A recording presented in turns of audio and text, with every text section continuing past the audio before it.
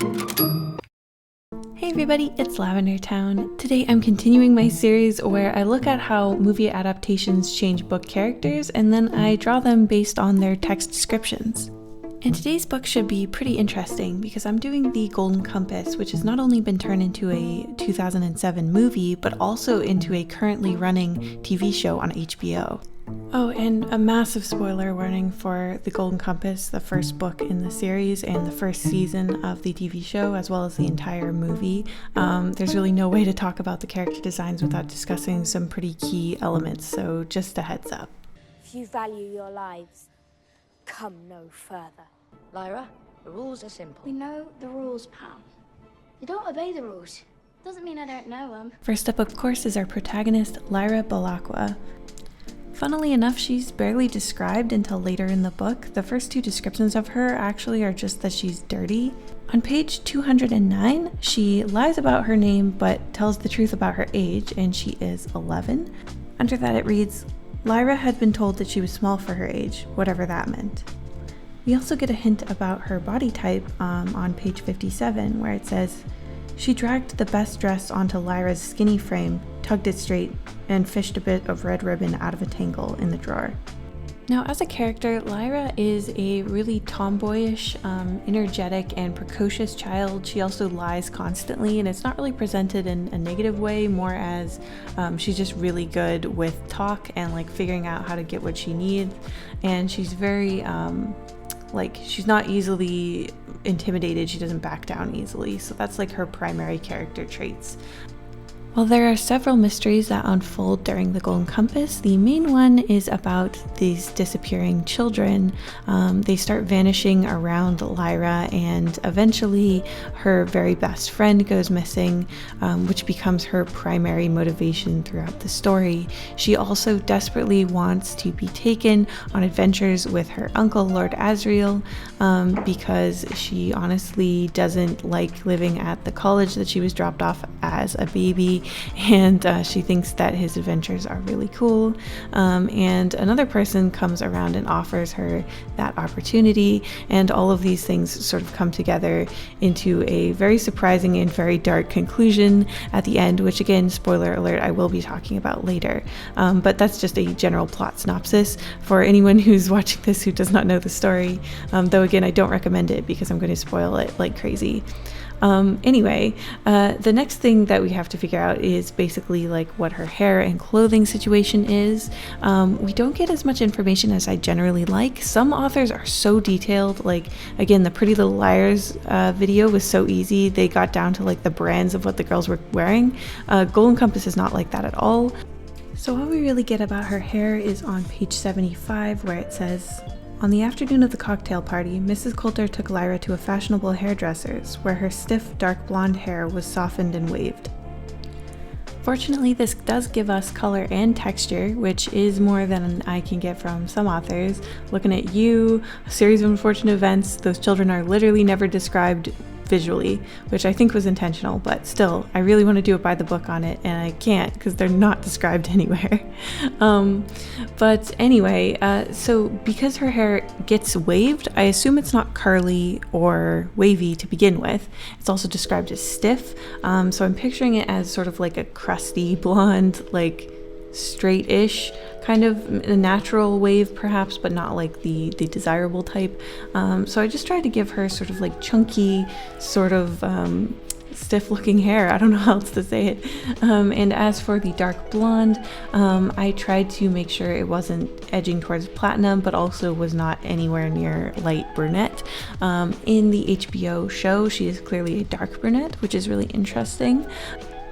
The movie version Lyra clearly has dark blonde hair, but her hair texture is very curly, so I don't really think either of them nailed it perfectly, which is always weird because I think hair is the most easy thing to like change on your actress. I always wonder if there's like a reason that they picked that, and I think in the HBO show there might be, but in the movie I have no idea why they gave her like curly hair. For her two outfits, I tried to give her two different like parts of the books. outfit as best as I could. Outfits are not described in great detail in this book, but there were some details I could get. So for her party dress that she wore at Mrs Coulter's apartment, she's described as having patent leather shoes, white ankle socks, a white shoulder bag, and a dress. The details of the dress are basically non-existent, but I can guess that it's about knee length from other details around the story, and I would assume, because it's very cold outside, that it probably has sleeves. In a break from form, however, on page 155 and 156, there is a full outfit description, though it is a bit utilitarian. It reads, "They bought a parka made of reindeer skin, because reindeer hair is hollow and insulates well, and the hood was lined with wolverine fur, because that sheds the ice that forms when you breathe." So I decided to give her that outfit, as well as the mittens she was described as wearing, and I just showed her with the golden compass, of course, because it is the name of the book. I had to look on the wiki to see what her eye color was, because I swear it is nowhere in the golden compass, but apparently her eyes are blue, and they are not blue in either adaptation of the golden compass, interestingly. They're brown in both the movie and in the TV show. So adding up all the details that I was able to ascertain from the first book, I would say that the film is pretty clearly the winner as far as the making Lyra look book accurate, just mainly because they picked a younger actress. She had the right hair color, and generally she just hit more of the features that they described, though I will say that the movie is a little questionable, and many fans of the series do not like it, even if it did have technically more accurate casting. More on that in a moment. The master asked me to decant a bottle of the 99 Takai for you, Lord Azrael. He remembered you were partial to it.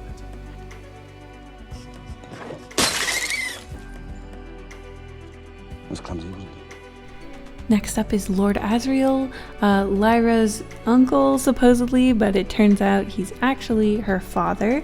He is a domineering adventurer who serves as an idol for her when she is growing up, because of his crazy adventures and scientific projects in Svalbard. I have a great deal of feelings about Lord Azrael.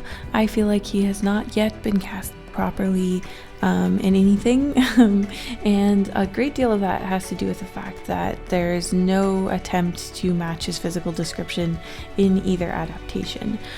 So the two actors that have played him so far are James McAvoy in the HBO version and Daniel Craig in the film version.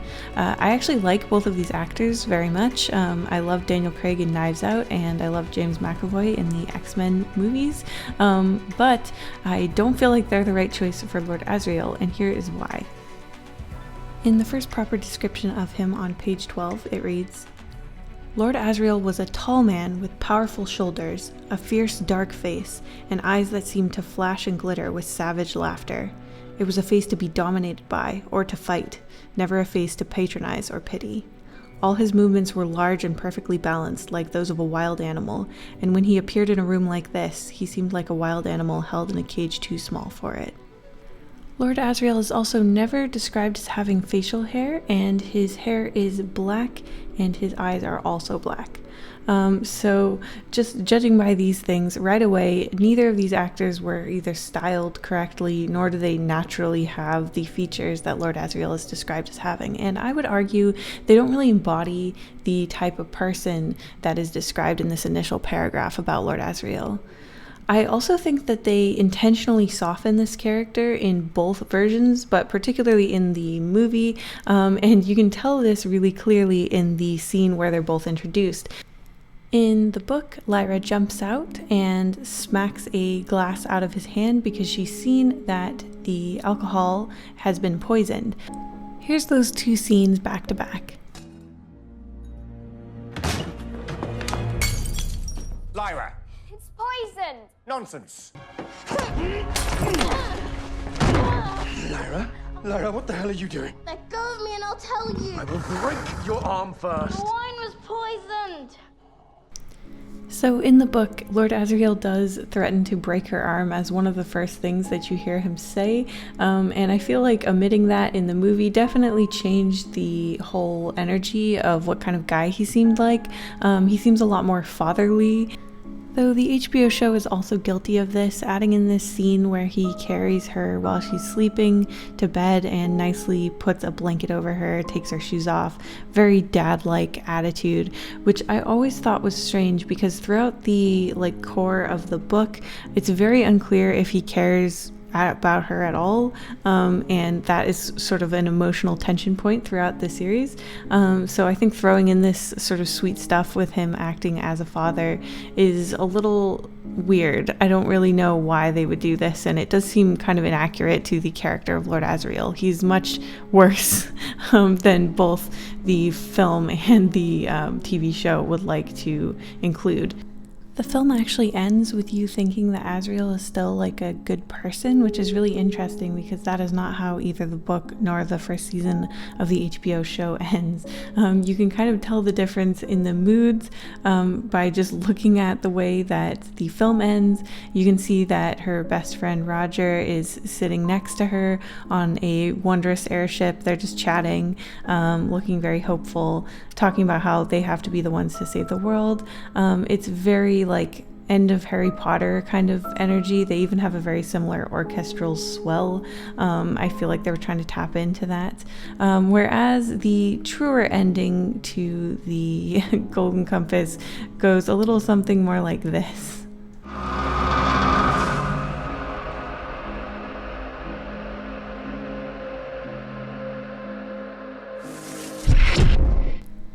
Basically, the Golden Compass ends with Lord Azrael murdering her best friend in front of her for scientific advancement. It's pretty intense, and it definitely changes the way that you see Lord Azrael moving forward in the series. Lord Azrael is really, his most important traits are his personality traits, and there's a lot of talk about the way he moves and the way he looks at people and the way he commands himself, much more than there is about his physical appearance.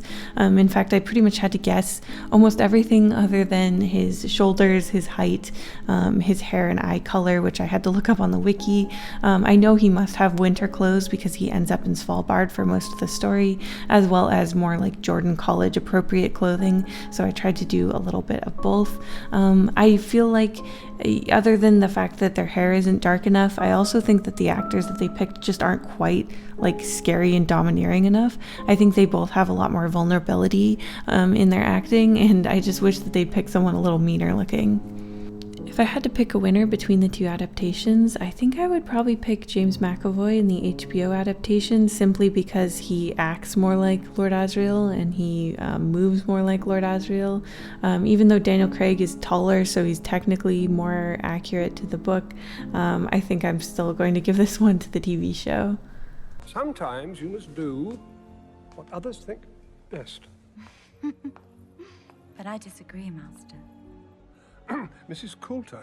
Lyra, this is Mrs Coulter. She may be of some interest to you. Hello. I am not used to the grandeur of this at all. Next, we have to cover Mrs Coulter because she is truly the biggest driving force through the middle of the story and the primary villain, I would say. At least it appears that way until, Lord Azrael does his thing in Svalbard. Basically, Mrs Coulter is Lyra's mother. She picks Lyra up from Jordan College without telling her, that she's her mom, but she glides into Lyra's life and shows her a side of glamour and luxury and sophistication that Lyra's never really experienced before, but very quickly things start to go a little south because whenever Lyra tries to put her foot down about something or basically disagree with Mrs Coulter at all, she sees a whole nother side to her that is very violent and abusive and scary, and it is revealed that she has been helping abduct all of these children for the church, who is doing these horrifying experiments on kids to try to make them pure forever. If you look through the timeline, it is very likely she is in her early 30s, and she's described as beautiful over and over in the books, which is obviously, it's a subjective thing, so that's a little harder to translate directly. On page 37, we get our first description of her.